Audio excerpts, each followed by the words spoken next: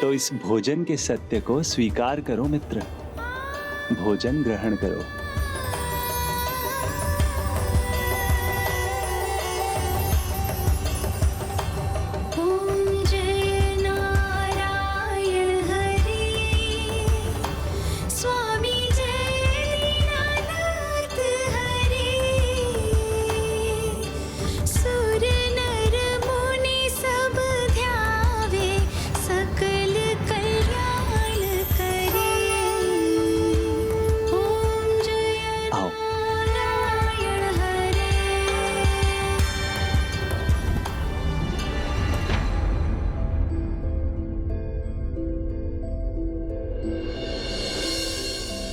यहाँ विश्राम करो मित्र।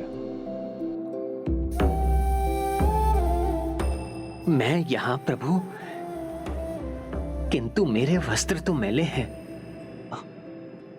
मैले नहीं है सुदामा, तुम्हारे वस्त्रों पर बस कुछ माटी लगी है, वो माटी जिससे हम बाल्यावस्था में खेला करते थे।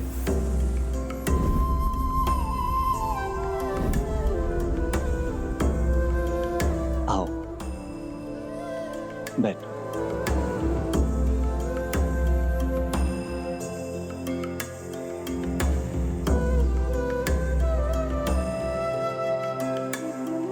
मुझे सब स्मरण है मित्र, मैं खट्टे आम चखूं भी नहीं, इसलिए कैसे तुम सभी आम खा लिया करते थे।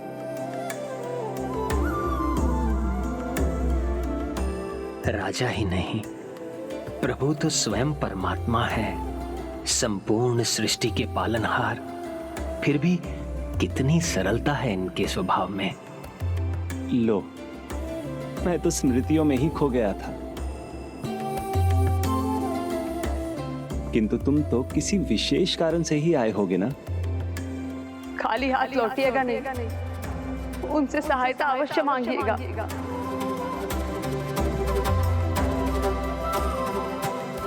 क्या हुआ मित्र, कहो ना, अब भी संकोच करोगे मुझसे? मैं कैसे बताऊं आपको क्यों आया हूं मैं। आपके इस भव्य स्वागत से आपका ये मित्र, ये भक्त निशब्द हो गया है। मैं आपको कैसे कुछ कहूं। विचारों को शब्द बनने से मत रोको। बताओ मित्र सुदामा, क्या है तुम्हारे मन में? प्रभु, आपने मित्र माना है मुझे, और मुझे अपने मित्र के दर्शन हो गए, तो भला इससे विशेष और क्या हो सकता है। अच्छा, तो मित्र के लिए कुछ भेंट भी लाए हो? यहाँ खाली हाथ आए हो? लाया तो अवश्य हूं।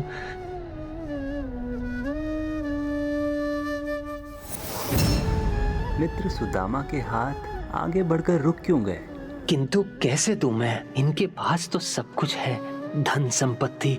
उसके समक्ष मेरे चावल के कुछ दानों का भला क्या मूल्य है। भाभी माँ ने कुछ तो भेजा होगा मेरे लिए।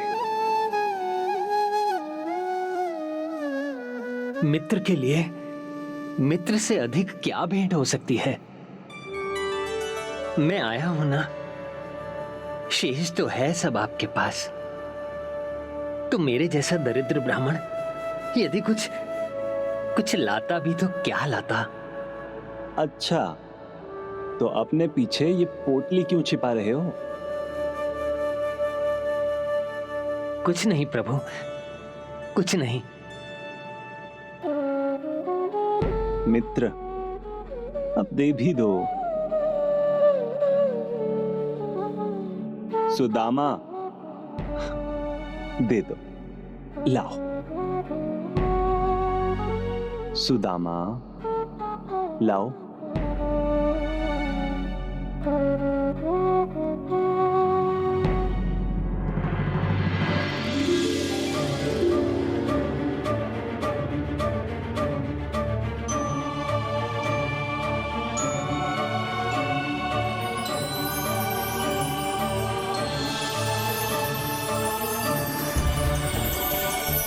कुछ भोजन भेजा है भाभी माँ ने। और तुम स्वयं खाने के लालच में मुझे नहीं दे रहे थे।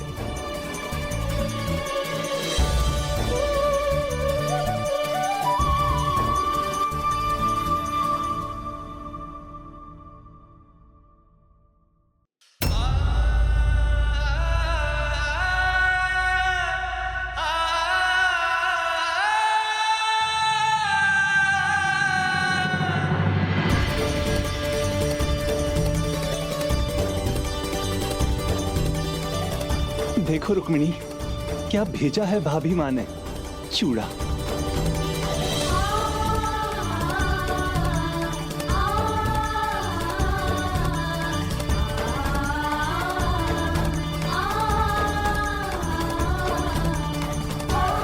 भाभी माँ ने भेजा है तो स्वादिष्ट तो होगा ही।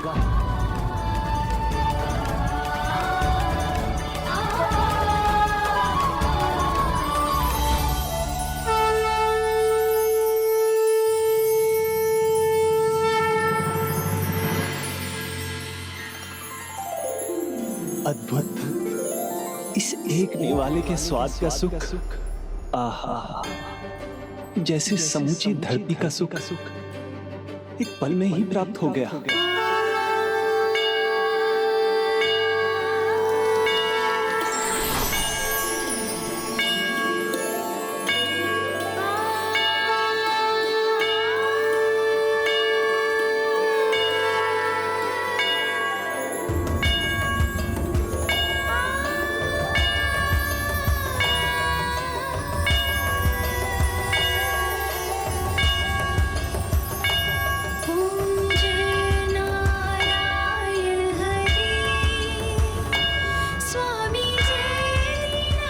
और ये दूसरा निवाला जैसे स्वर्ग के सभी सुख मिल गए हों।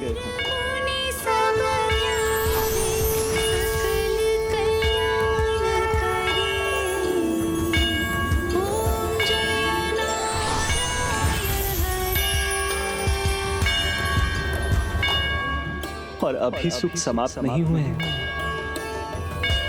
अभी और भी हैं।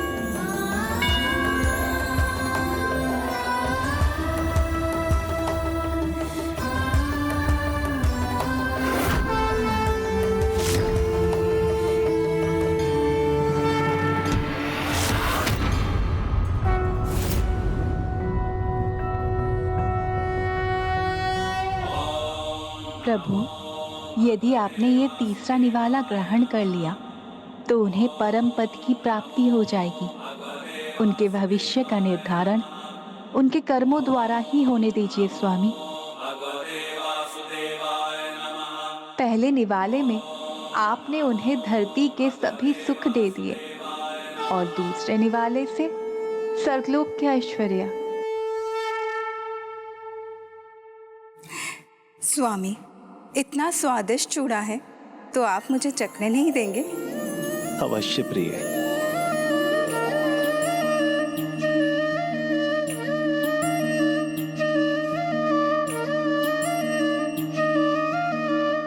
सुदामा, भाभी माँ का दिया सारा चूड़ा तो हम खा चुके, अब तुम तो खाली हाथ ही लौटोगे।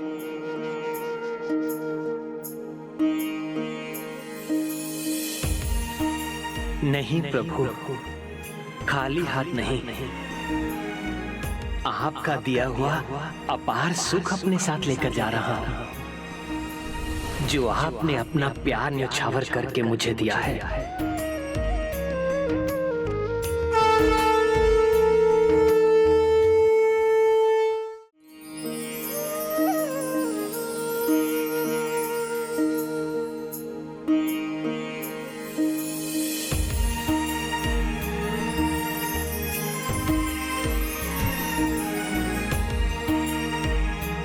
सुदामा, मेरे मित्र,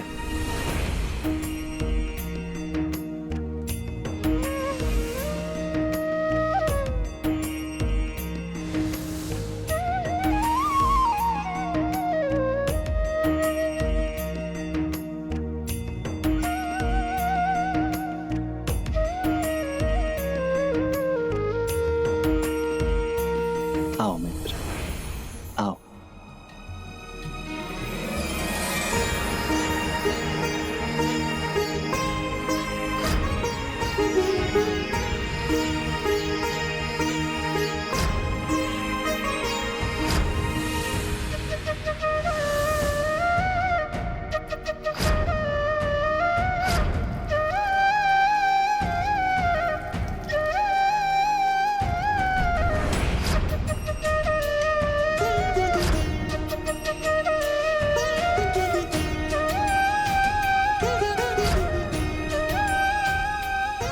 बस अब कुछ ही क्षणों में घर पहुंच जाऊंगा।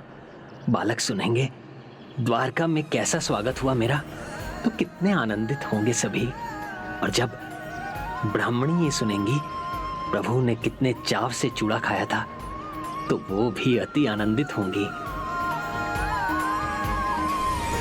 किंतु ब्राह्मणी ने तो कहा था, स्वामी प्रभु के पास खाली हाथ तो जा रहे हैं, खाली हाथ लौटिएगा नहीं, उनसे सहायता अवश्य मांगिएगा।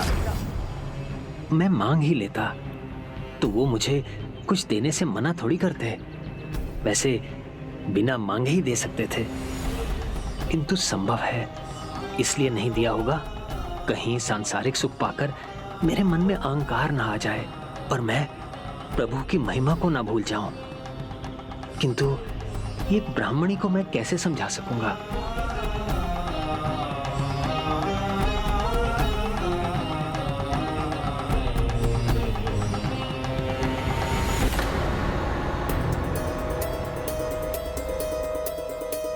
कुटिया तो यहीं थी मेरी, कहां चली गई?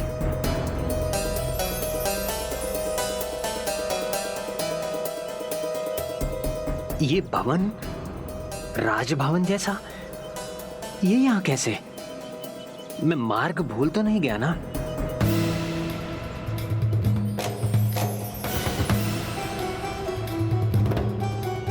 किंतु ये कैसे संभव है?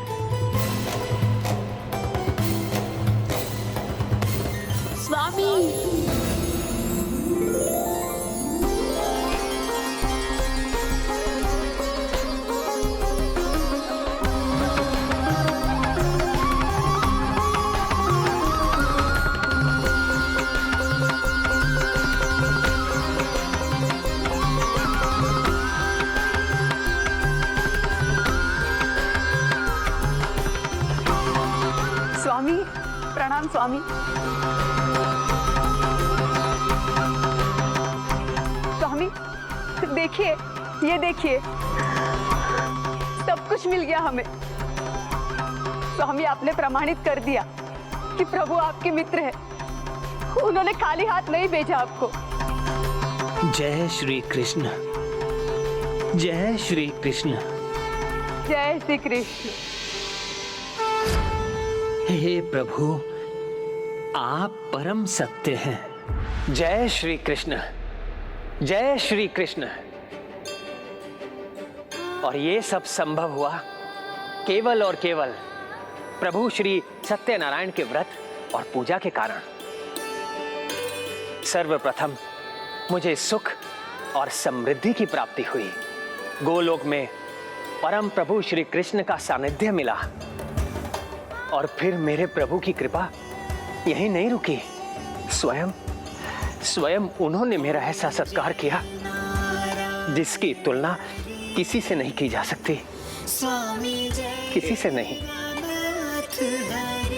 हे प्रभु, आपने तो अपने इस भक्त का जीवन धन्य कर दिया। धन्य होंगे वो सभी जो सदा धर्म पथ पर चलकर सत्कर्म करेंगे और सत्यनारायण व्रत और कथा उनका मुझ तक पहुंचने का माध्यम बनेगा। उन्हें सुदामा जी और उनके परिवार के समान सदा समृद्धि प्राप्त होगी।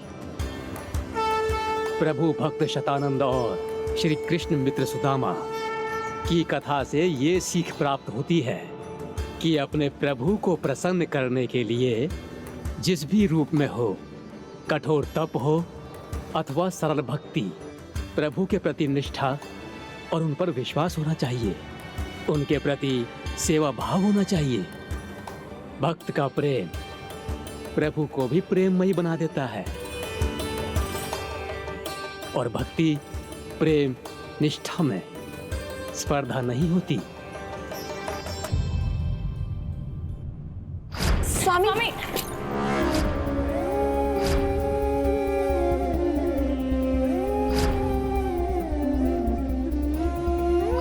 स्वामी के प्रेम की आस में हम दोनों एक दूसरे से ही स्पर्धा कर रही थीं। किंतु जहाँ विश्वास है वहीं प्रेम का निवास है। ये हम भूल गए।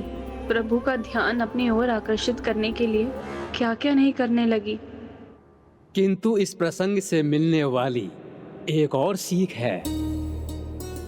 सुदामा जी की कथा से जुड़ी हुई एक और अद्भुत कथा है। कैसी कथा? वो कथा जिसमें एक साधारण लकड़हारा भी अपने विश्वास के बल पर राजा के पद पर पहुंच गया।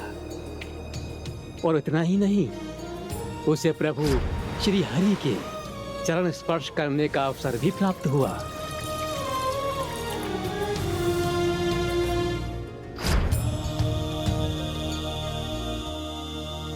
किसकी कथा है ये प्रभु? क्या वो भी यही है हमारे बीच कैलाश में? ये कथा है गुहाराज केवट के पूर्व जन्म की, और आपको ये कथा उनके मुख से ही सुननी चाहिए।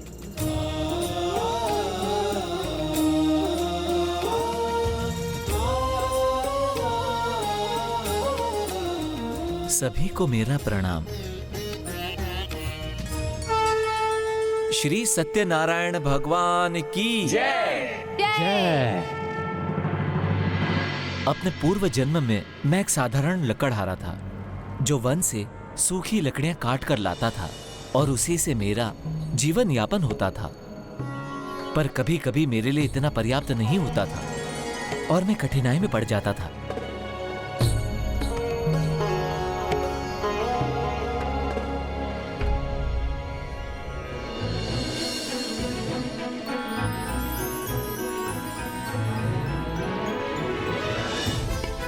आज तो कोई सूखा वृक्ष दिखाई नहीं दे रहा।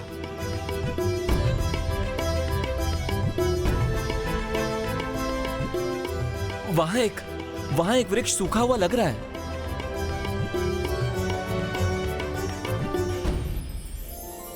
आज का दिन व्यर्थ होने से बच गया। रूखा सूखा ही सही, कुछ तो भोजन प्राप्त होगा हमारे परिवार को। भूखे पेट तो नहीं सोना पड़ेगा। चलो उसे काटते हैं।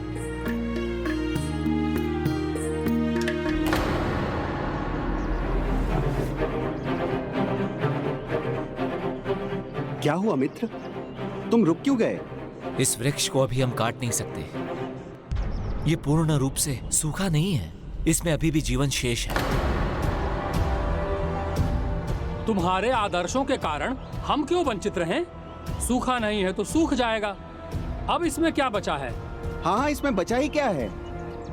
संभव है सूख जाए, पर पतझड़ में भी इसमें नए पत्र हैं। तो ये भी संभव है कि ये फिर से हरा भरा हो जाएगा। रे भाई छोड़ो, ऐसा सोचकर वृक्ष को छोड़ते रहे तब तो हो गया। हमारे परिवार नहीं बचेंगे। आओ चलो हमारे साथ, काट लो इसे। नहीं नहीं, ऐसा अधर्म मैं नहीं कर सकता। अपने पेट के लिए दूसरे के जीवन को आहत कर दूं, ये तो अधर्म है। हमें कोई और वृक्ष ढूंढना चाहिए। नहीं भाई, इतनी कठिनाई से पूरा वन ढूंढने के बाद ये वृक्ष मिला है। हम ऐसे समय नहीं व्यर्थ कर सकते। तुम्हें आना है तो आओ, नहीं तो ये वृक्ष तुम्हारे बिना भी कट जाएगा। चलो। मूर्खता मत करो, अन्यथा तुम्हारा परिवार आज नहीं तो कल बहुत कष्ट में पड़ जाएगा।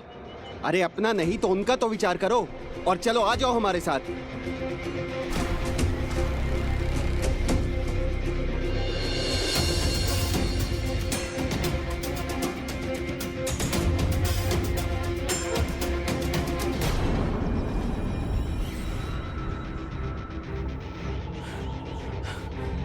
संध्या होने को है, एक भी काटने योग्य वृक्ष दिखाई नहीं दिया।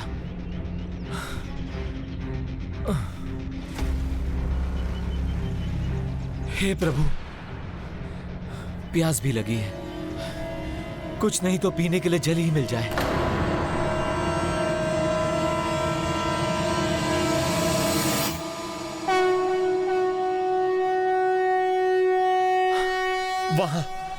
वहां जल मिल सकता है।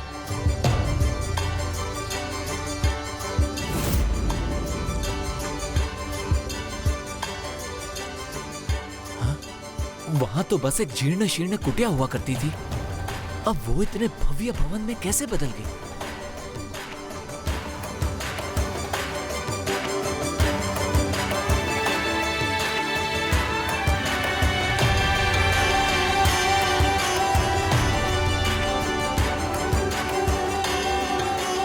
बार प्रेम से बोलिए, श्री सत्यनारायण भगवान की जय।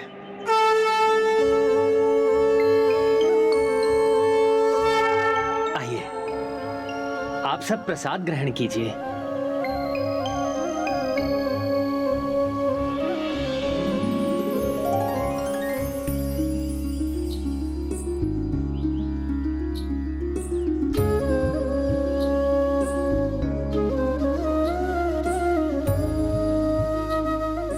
भिक्षाम देहि, भिक्षाम देहि। ये ब्राह्मण तो बहुत दरिद्र हुआ करता था। आश्चर्य, अब इस पर समृद्धि की कृपा है। आइए, आप भी प्रसाद ग्रहण कीजिए। ब्राह्मण देवता, मुझे प्यास लगी है, थोड़ा सा जल चाहिए। अवश्य।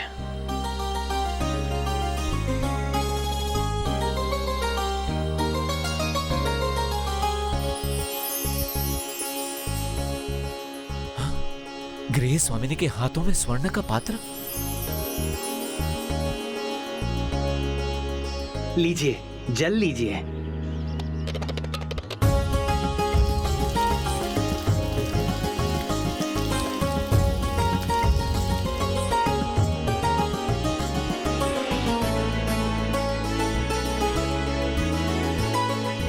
ये प्रभु का प्रसाद है, इसे भी अवश्य ग्रहण कीजिए।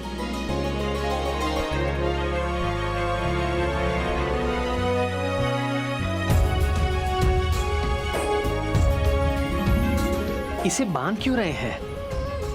आप थके हुए लग रहे हैं, भूख भी लगी होगी। यहीं बैठकर खा लीजिए। वो घर पर मेरे वृद्ध माता पिता हैं। उनके बिना मैं ये प्रसाद ग्रहण नहीं कर सकता। ये प्रसाद उनके साथ भी बांट लूंगा। हाँ हाँ, उनके लिए और ले जाइए। आश्चर्य, जिनके पास कुछ नहीं था, आज वो इतने धनवान कैसे बन गए?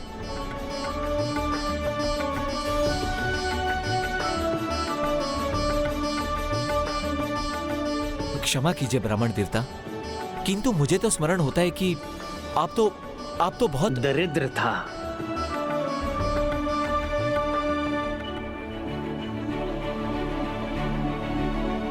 किंतु प्रभु सत्यनारायण की कृपा से मुझे दरिद्रता से मुक्ति मिल गई।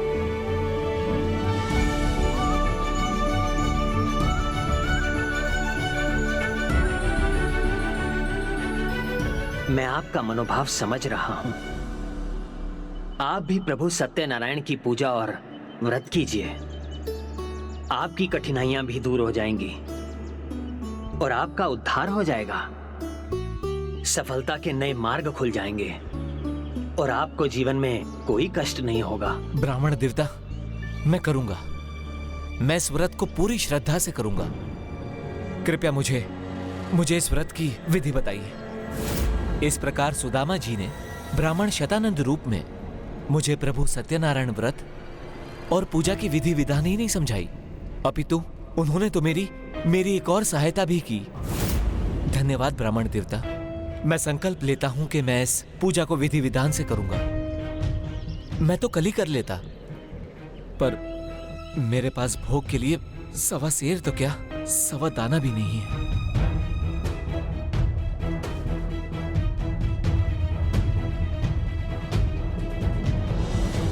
प्रभु श्री हरिनारायण हमारी सहायता अवश्य करेंगे। मैं उन पर विश्वास भंग नहीं होने दूंगा। आज आपके भक्त के पास आपको जल चढ़ाने के सिवाय और कुछ नहीं है। कृपा करके इसे स्वीकार कीजिए। रुकिए, रुकिए।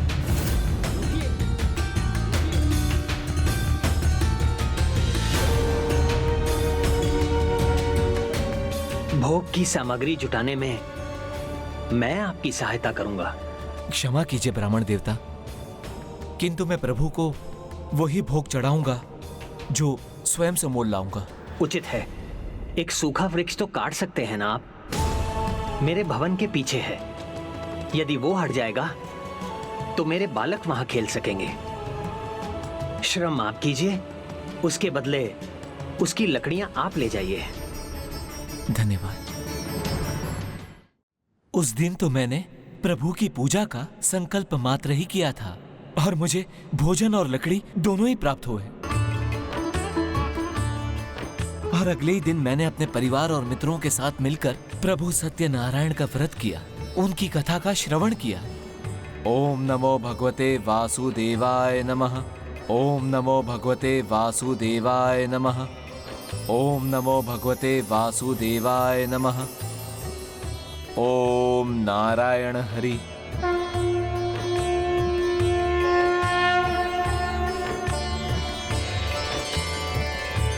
बोलो सत्यनारायण भगवान की। ओम जय नारायण हरे, स्वामी जय दीनानाथ हरे। और वहीं से मेरा भाग्य बदलने लगा। मुझे सूखे वृक्ष मिलने लगे। जो मुझसे वृक्ष कटवाते थे उनसे मुझे उचित मूल्य मिलने लगा और शीघ्र ही ये साधारण लकड़हारा लकड़ी का व्यापारी बन गया। किंतु तब भी मैं प्रति माह नियमित रूप से पूजा और व्रत करता रहा, जिसके परिणाम स्वरूप मेरा जीवन तो सफल हुआ ही। और उसके बाद भी प्रभु सत्यनारायण की कृपा से अगले जन्म में मैं गुहाराज बना और इस प्रकार मैंने प्रभु की दया से अपना जीवन सार्थक किया। गुहाराज यानी वो केवट जिसे न केवल प्रभु श्री राम के दर्शन का सौभाग्य प्राप्त हुआ, अपितु साथ ही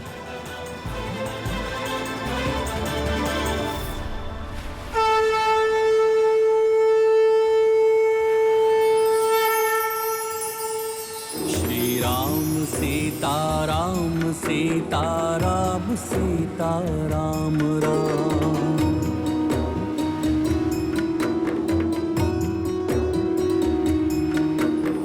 वीर है रघुवीर है, रणधीर मेरे राम है। दीन बंधु कंज लोचन कोटि उनके नाम है।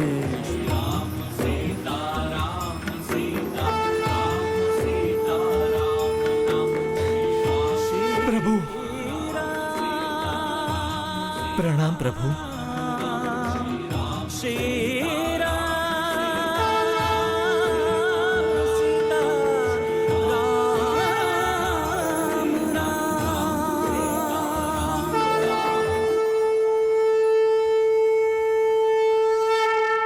हे केवट राज, आप हमें नदी पार नहीं कराएंगे? हे प्रभु, एक साधारण सा केवट आपकी आज्ञा को कैसे अस्वीकार कर सकता है? आपके चरण कमल पड़ने से मेरी नौका का, मेरा जीवन सभी का उद्धार हो जाएगा।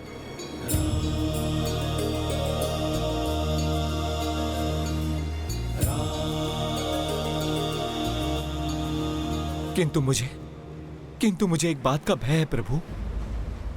कैसा भय?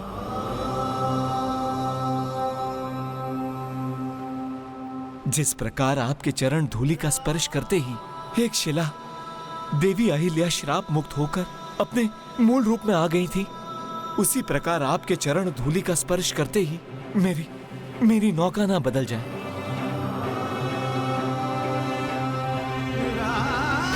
यदि ऐसा हुआ प्रभु, तो मेरे परिवार की जीविका का साधन ही नहीं रहेगा। अतः हे प्रभु, मैं आपको अपनी नौका में नहीं ले जा सकता।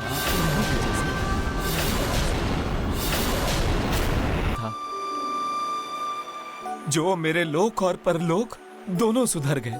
प्रभु श्री राम के पांव पखारने के पुण्य के कारण मुझे सदा सदा के लिए वैकुंठ में रहने का सौभाग्य प्राप्त हुआ।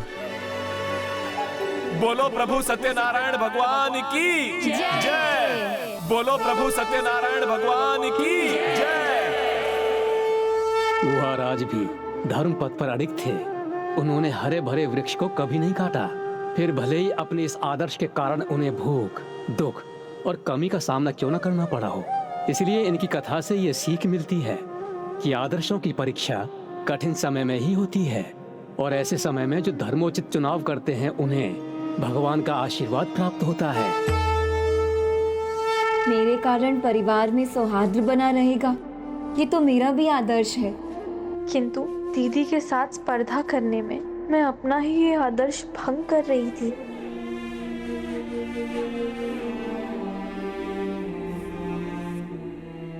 इति श्री रेवा खंडे श्री सत्यनारायण व्रत कथा नाम द्वितीय अध्याय समाप्त।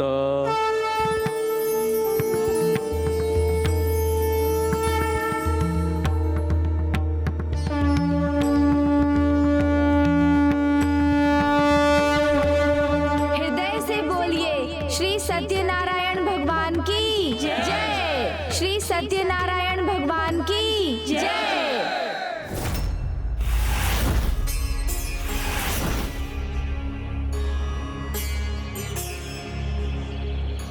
ये पहर तो ढलने की ओर है। अब तक तो आधी पूजा भी समाप्त हो चुकी होगी। अभी भी यहाँ कोई नहीं आया मुझे निमंत्रण देने के लिए।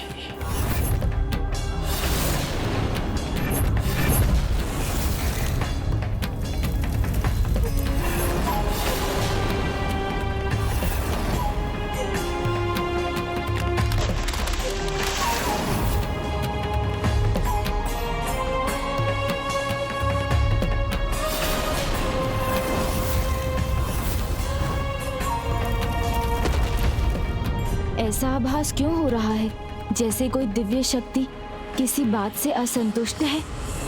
अब प्रभु श्री सत्यनारायण की कथा का तीसरा अध्याय है। ये कथा वो है जिसमें भक्त मार्ग से भटक जाता है, प्रभु पूजा का सम्मान नहीं करता। ये कथा है महाराज दशरथ के पूर्व जन्म महाराज उल्कामुख की। मैं उन्हें आमंत्रित करता हूँ कि वो स्वयं आगे आकर अपनी कथा कहें।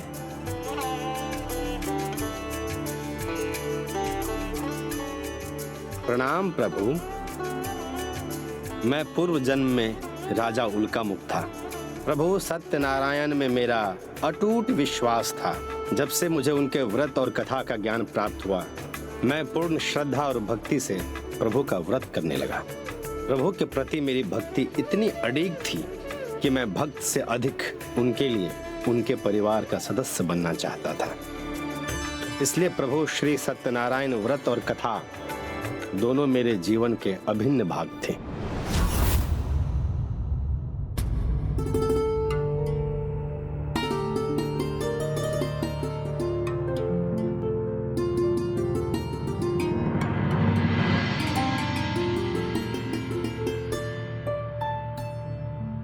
क्या हुआ मंत्रीवर? महाराज, कल एकादशी का अवसर है। जम्बूद्वीप के सभी राजा महाराजा एक बड़े उत्सव का भाग बनने वाले हैं। आप भी उसमें आमंत्रित हैं। किंतु मैं उसका भाग नहीं बन सकता। क्षमा कीजिए महाराज, किंतु मंत्री होने के नाते ये मेरा कर्तव्य है कि मैं आपको सुझाव दूं। ऐसे उत्सव से अन्य राजाओं से मित्रता के संबंध स्थापित होते हैं, व्यापार में प्रगति होती है। किंतु प्रभु श्री सत्यनारायण का व्रत करना तो मेरा नियम है। कल एकादशी के अवसर पर मैं इस नियम को कैसे भंग कर सकता हूँ? महाराज, जो आप नियम से करते हैं वो एक बार भंग कर भी दिया तो प्रभु आपसे क्रोधित नहीं होंगे। किंतु अपने राज्य की शक्ति, धन संपत्ति बढ़ाने का ये अवसर आपको कदापि नहीं गंवाना चाहिए।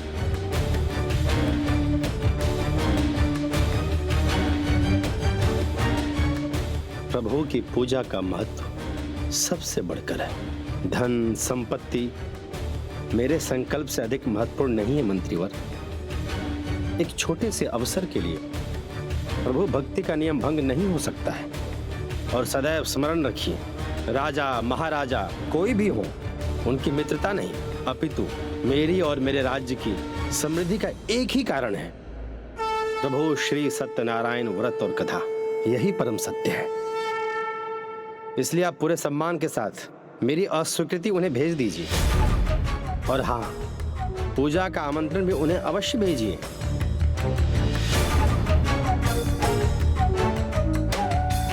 हरिओम नारायण हरि। सदा के समान उस दिन भी मैंने प्रभु श्री सत्यनारायण का व्रत किया।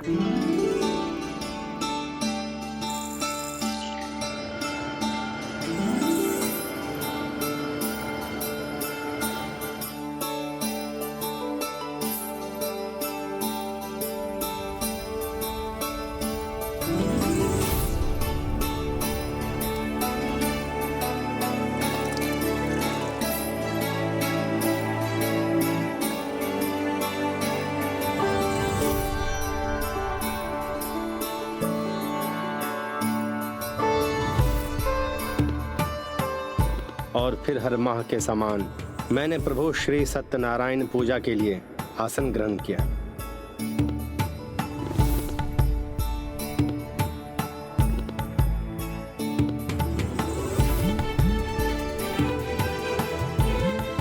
और तभी एक दिन मैं महाराज उल्का मुख के राज्य में पहुंचा।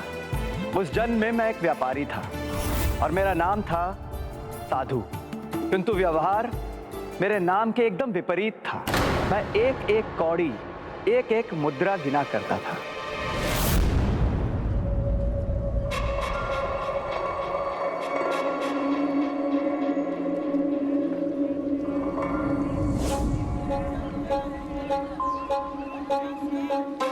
अद्भुत, अद्भुत। इस राज्य में तो सबके सब, सारी प्रजा समृद्ध है। बहुमूल्य वस्त्र, आभूषण, दरिद्रता तो लेश मात्र भी नहीं। स्वामी, हाँ, नियत स्थान पर पहुंच गए।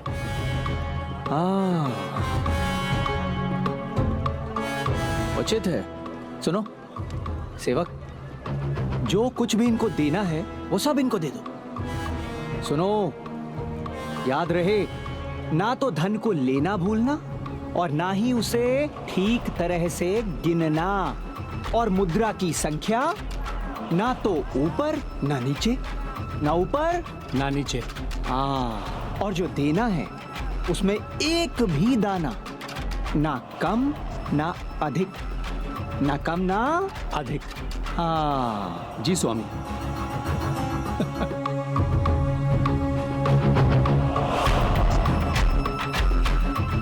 अद्भुत है ये राज्य। जब भी यहाँ आता हूँ, यहाँ की समृद्धि को और अधिक बढ़ा हुआ पाता हूँ।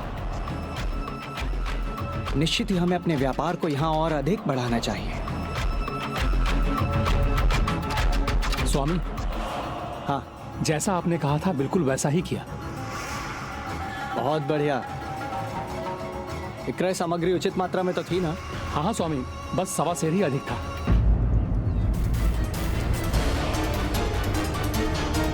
क्या कहा? क्या कहा? 1.25 सेर ही अधिक था। 1.25 सेर अधिक था और तुमने उसे ऐसे ही जाने दिया?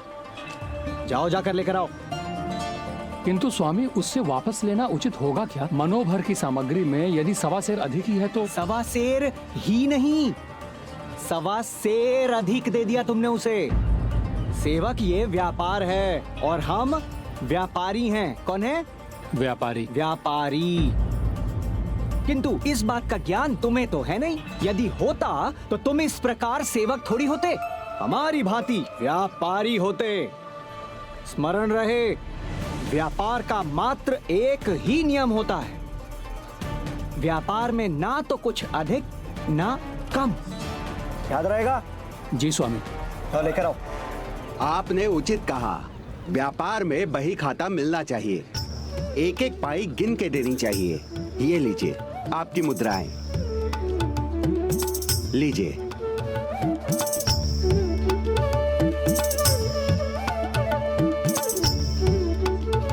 अद्भुत, अद्भुत, विचित्र है आपका राज्य। आपके राज्य में आकर व्यापार करने का आनंद ही कुछ और आता है। ना तो कोई भी व्यक्ति यहाँ मोल भाव करता है और ना ही धन देने में आनाकानी। एक बात बताइए, आप लोगों की समृद्धि का रहस्य क्या है? चलो चलो, महाराज ने बुलाया है। चलो चलो चलो चलो चलो चलो चलो चलो। ये अचानक क्या हो रहा है? अभी तो आधा दिवस बाकी है और लोग अभी से अपना व्यापार क्यों बंद कर रहे हैं? ये सब लोग एक ही दिशा में कहां चले जा रहे हैं? अरे आप कहां जा रहे हैं? आप भी चलिए हमारे साथ, आपके सभी प्रश्नों के उत्तर मिल जाएंगे वहां पर। चलिए।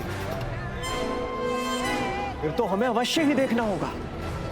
सेवक, चलो। किंतु स्वामी, अभी हमें दूसरे नगर भी तो जाना है। अरे मूर्ख, हम व्यापारी हैं और हम केवल उसी नगर में और उसी दिशा में जाते हैं जहां हमें हमारा लाभ दिखाई देता है, और इस समय हमारा लाभ केवल उसी दिशा में है। चलो।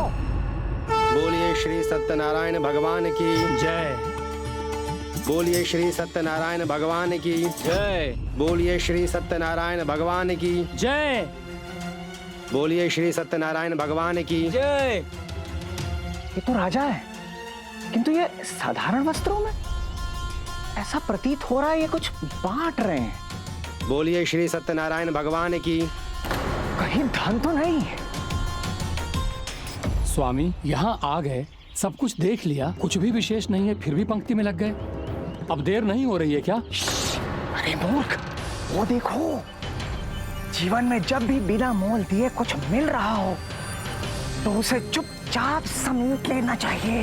हो सकता है कि ये राजा जो प्रजा को बांट रहे हैं, इसी में समृद्धि का रहस्य छुपा हो।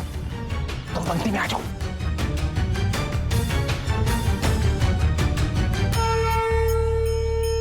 बोलिए सत्यनारायण भगवान की जय। बोलिए श्री सत्यनारायण भगवान की जय।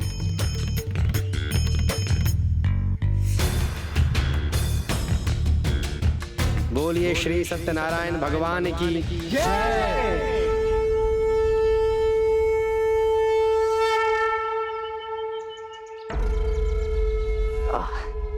क्षमा कीजिए महाराज, यदि आपकी आज्ञा हो तो एक प्रश्न पूछ सकता हूं आपसे? अवश्य। धन्यवाद महाराज। आप इतने बड़े राजा हैं, आपके राज्य में आपकी प्रजा अत्यंत समृद्ध है।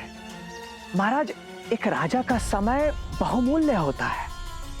मेरा ऐसा मानना है कि ये प्रसाद बांटने का कार्य तो आपके स्थान पर कोई अन्य व्यक्ति भी कर सकता था, तो आप अपना वो बहुमूल्य समय ये प्रसाद वितरण करने में व्यर्थ गंवा रहे हैं। समझ में नहीं आया। मैं जानता हूं आपकी जिज्ञासा क्या है। जीवन में सभी कार्यों का अपना महत्व होता है और प्रभु भक्ति तो उनमें सर्वोच्च है, और यही रहस्य है हमारी समृद्धि का। आप भी कीजिए और स्वयं परख लीजिए।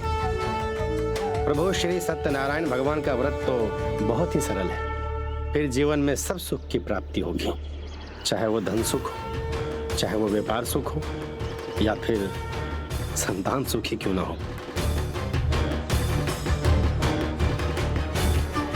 इतने लाभ की बात सुनकर मैंने भी प्रभु श्री सत्यनारायण की पूजा करने का संकल्प ले लिया, जिसके बाद महाराज उल्का मुख ने मुझे संपूर्ण विधि विधान से प्रभु श्री सत्यनारायण का व्रत एवं पूजा करना समझाया, उस पूजा के लाभ समझाए।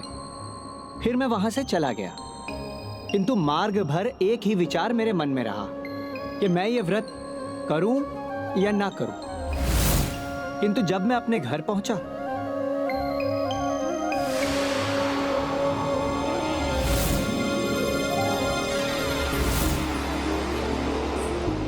स्वामी, आप आ गए? आप थके होंगे, आप आसन ग्रहण कीजिए, मैं आपके लिए पूरी और खीर बना देती हूँ। नहीं नहीं देवी, पूरी और खीर की क्या आवश्यकता है? हमें तो आपके हाथ का बनाया हुआ साधारण भोजन भी उतना ही प्रिय है, दाल एवं भात। और वैसे भी खीर पूरी में तो कितना कुछ अधिक व्यय हो जाता है। ऐसे पकवान तो मात्र त्योहार पर ही भाते हैं। व्यय की चिंता आप क्यों करते हैं स्वामी? प्रभु का दिया तो हमारे पास सब कुछ है। ये क्या कह रही हैं देवी आप? कहाँ है हमारे पास सब कुछ?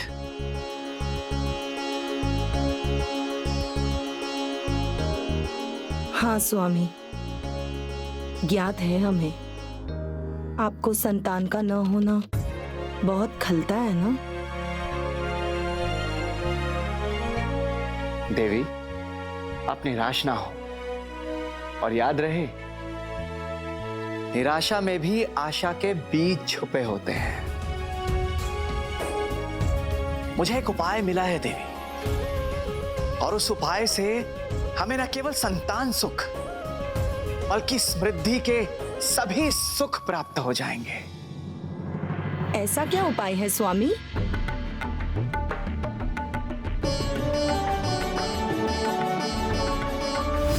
प्रभु श्री सत्यनारायण भगवान का व्रत तो बहुत ही सरल है। फिर जीवन में सब सुख की प्राप्ति होगी, चाहे वो धन सुख हो, चाहे वो व्यापार सुख हो, या फिर संतान सुख ही क्यों ना हो। फिर तो हमें ये पूजा अवश्य करनी चाहिए स्वामी।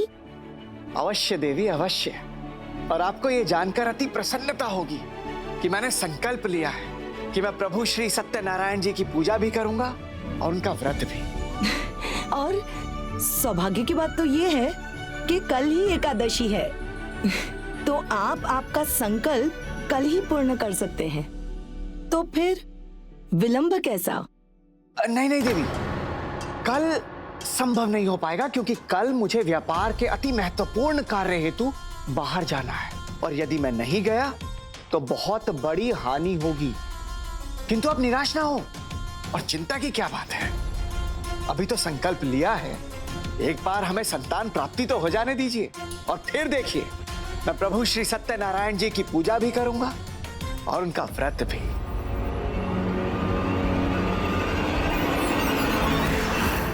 कर्म से पहले फल की कामना करना क्या उचित है स्वामी?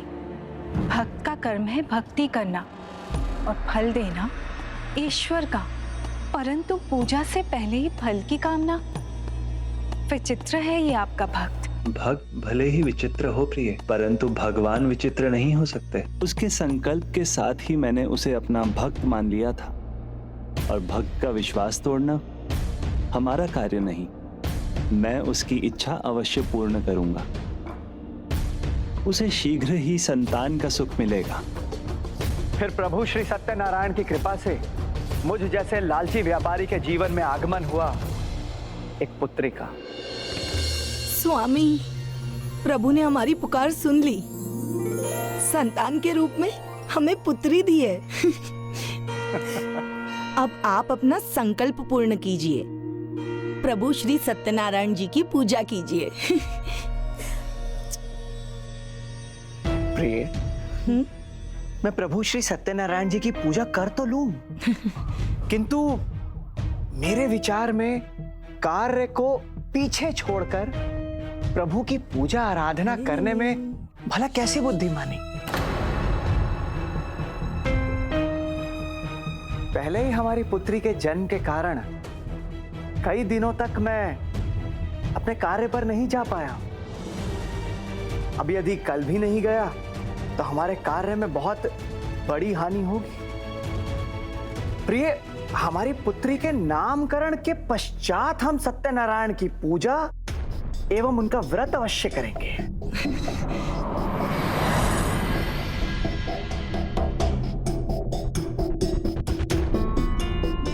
भाग्यवान, आपने तो हमारी पुत्री कलावती के नामकरण समारोह पर समस्त नगर वासियों को बुलावा भेज दिया। क्यों ना बुलाती, ऐसा अवसर जीवन में बार बार कहाँ आता है।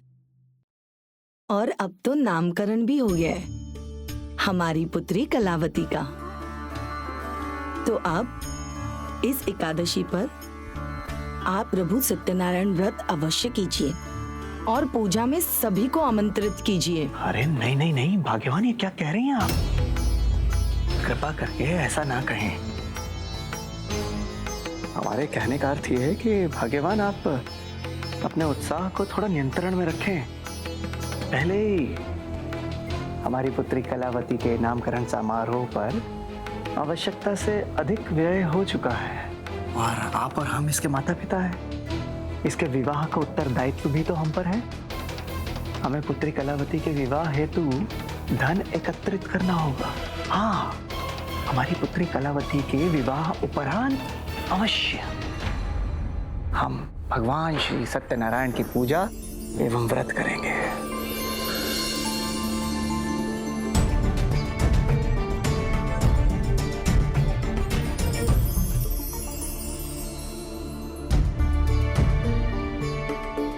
और इसी प्रकार लालच में अपना धन बचाने के लिए मैं प्रभु श्री सत्यनारायण का व्रत टालता गया। मैं अपने शब्दों का मान नहीं रख रहा था, स्वयं अपने ही लिए हुए संकल्प का अपमान कर रहा था, अपने दायित्वों से मुकर रहा था।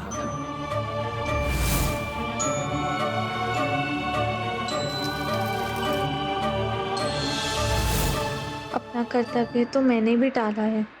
और ऐसा मैंने सिर्फ एक बार नहीं किया, अपितु अनेकों वर्षों तक अपना स्वयं का लिया हुआ संकल्प मैं टालता रहा।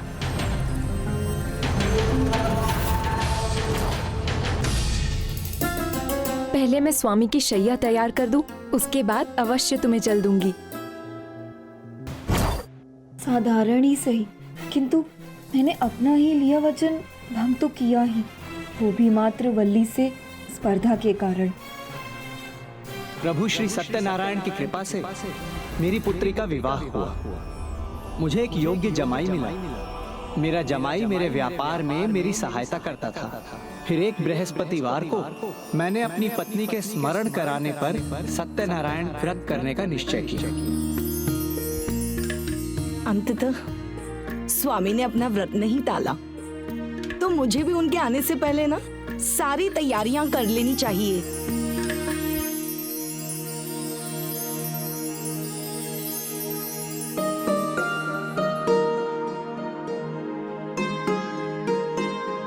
पिताजी, इस व्यापार में हमें बहुत लाभ होगा। मेरे व्यापार संबंधों के कारण महाराज चंद्रकेतु के राज्य में व्यापार करने वाले हम पहले बाहरी सदस्य होंगे। मैंने वहां सूचना भेज दी है, हम 2 दिन में वहां पहुंचेंगे।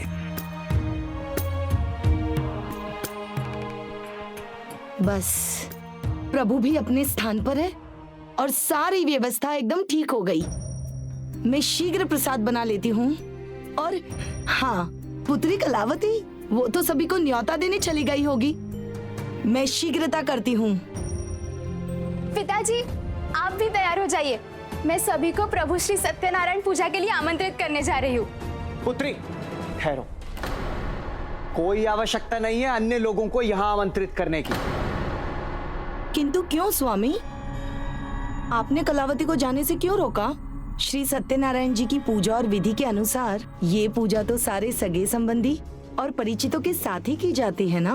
भाग्यवान, आपने जो अभी कहा वो सर्वथा उचित है, किंतु जमाई राजा।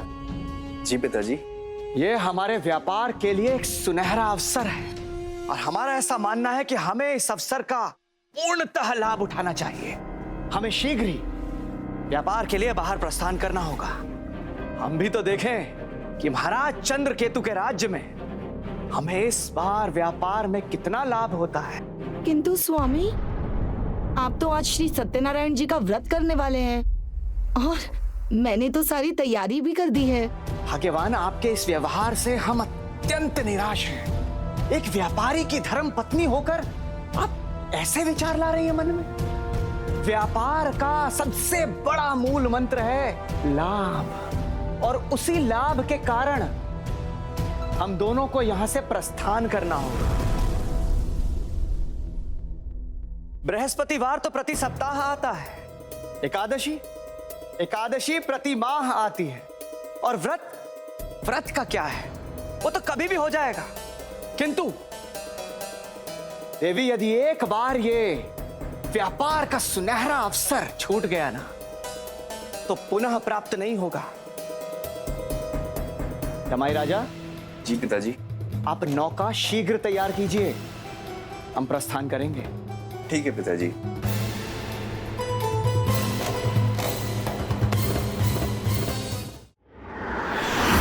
स्वामी, ये साधु बार बार संकल्प लेकर उसे भंग कर देता है। वर्षों से इसका यही आचरण देख रही हूँ मैं। जिस प्रकार ये अपने व्यापार में बात बनाकर ग्राहकों को उलझाता है, वही अपने संकल्प के साथ कर रहा है। अपने शब्दों से पीछे हटना देवी सरस्वती का अपमान है, और गृह लक्ष्मी के साथ अपमानजनक शब्दों का प्रयोग करना स्वयं आपका अर्थात देवी लक्ष्मी का अपमान है। संसार में प्रत्येक व्यक्ति को समय आने पर अपने कर्मों का फल भुगतना ही पड़ता है, और अब व्यापारी साधु तो स्वयं अपने अनिष्ट को न्योता दे चुका है।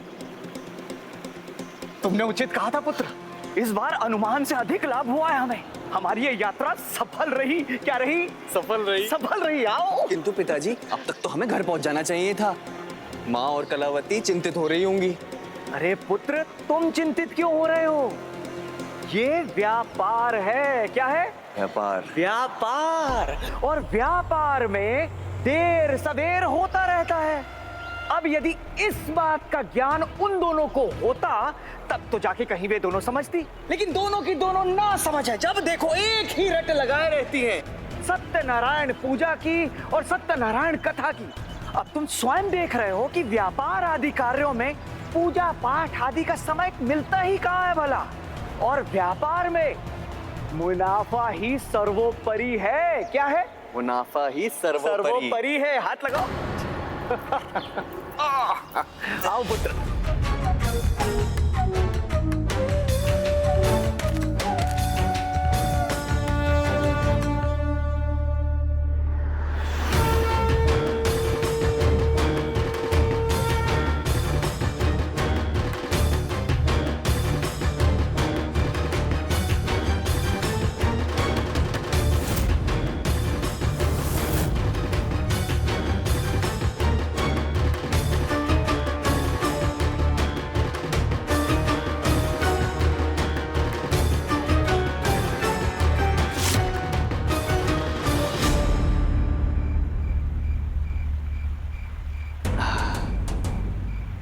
अभी तो अधिक बोरी बची है पिताश्री, अधिक समय लगेगा। अरे थोड़ा ही है पुत्र, अधिक समय नहीं लगेगा। आओ।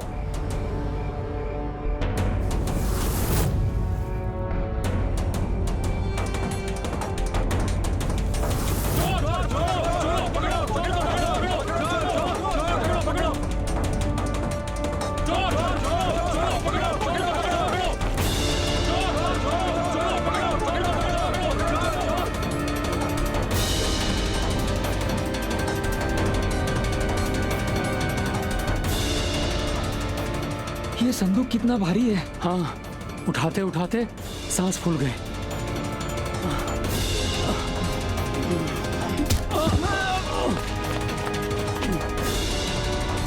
वो देखो, वो रहा। पकड़ो उसे, भागने न पाए। पकड़ो। संदूक छोड़ो, भाग चलो, अन्यथा पकड़े जाएंगे।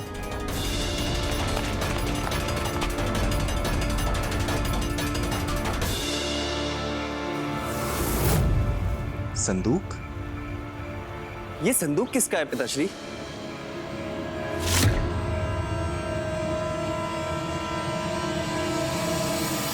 अरे पुत्र, इस स्थान पर हमारे अतिरिक्त अन्य और कोई तो है नहीं। ये पेटी भी हमारी ही होगी, और किसकी होगी? आओ।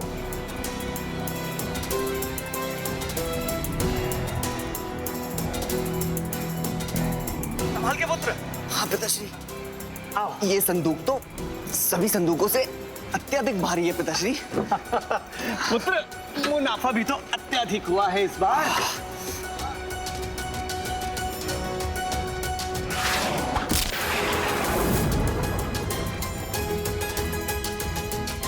पकड़े गए चोर, ले चलो इन्हें महाराज के पास।